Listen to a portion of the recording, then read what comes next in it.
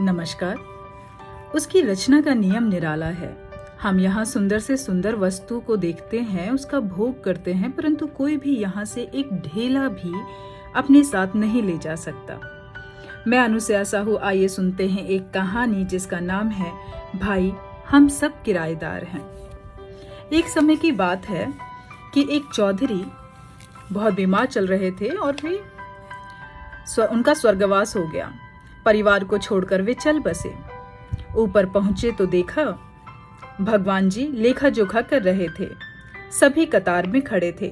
चौधरी जी को भी कतार में खड़ा होना पड़ा। यूं तो धरती पर आज तक चौधरी जी कतार में न खड़े हुए, क्योंकि हजारों टीलों के मालिक कतार में तो उनके सामने लोग खड़े होते थे। चौधरी जी को सुकून था कि उनके पहचान का कोई वहां नहीं था। उन्होंने चोर नजर से इधर उधर देखा और फिर चुपचाप कतार में खड़े हो गए और अपनी बारी का इंतजार करने लगे। भगवान जी ने चौधरी जी से बैठने के लिए भी नहीं कहा। क्रोध तो बहुत आया, परंतु भगवान जी तो सबसे बड़े होते हैं, ऐसा कहा था किसी ने। चलो कोई नहीं, इस बेइज्जती को भी बर्दाश्त कर लिए। चौधरी जी मन ही मन सोच रहे थे जल्दी से लेखा जोखा हो और स्वर्ग जाकर आराम करूं। भगवान जी ने सवाल पूछे, बताओ कितना उधार लिया, कितना चुकाया? चौधरी जी चिल्लाकर बोले, हम उधार नहीं लेते, हम उधार देते हैं। भगवान जी बोले, वो कैसे? चौधरी जी लगे समझाने, हम मालिक हैं जमीन के। लोग हमारे खेतों में काम करते हैं, हम उनको मजदूरी देते हैं। जरूरत पड़ी तो उन्हें उधार भी देते हैं। उधार न चुका पाए तो उनकी जमीन गिरवी रख लेते हैं। हम जमींदार हैं वहां के। अच्छा, तो तुम जमींदार हो? भगवान जी बोले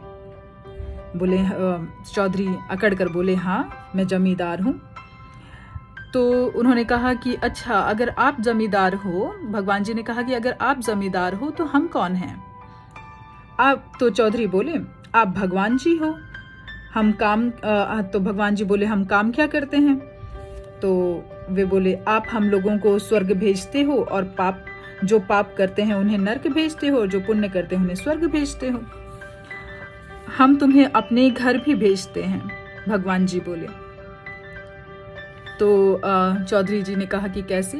तो उन्होंने कहा कि अच्छा, अगर तुम जमींदार हो तो ये बताओ अपनी जमीन साथ लाए हो?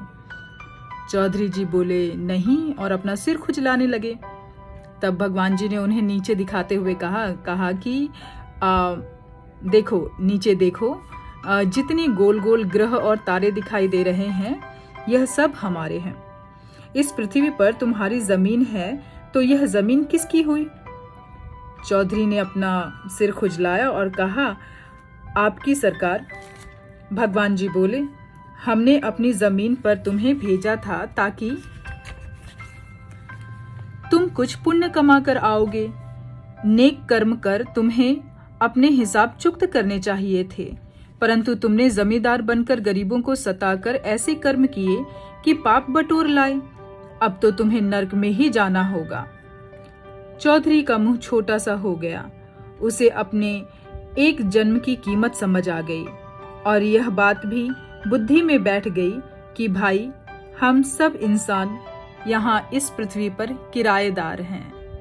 तो ये बात बहुत ही महत्वपूर्ण है। इससे हमें बहुत चीजें सीखने के लिए मिलती हैं कि अगर हम यहाँ इस धरती पर जन्म आए हैं और जन्म लिया है तो हमें नेक कर्म करने चाहिए, लोगों की भलाई करनी चाहिए, लोगों की मदद करनी चाहिए, ना कि यह सोचकर बैठना चाहिए कि हमारे पास, हम इस धरती पर हमारा कुछ है। तो मुझे आशा है कि आप लोगों को ये कहानी बहुत कुछ सीख दे गई होगी। धन्यवाद।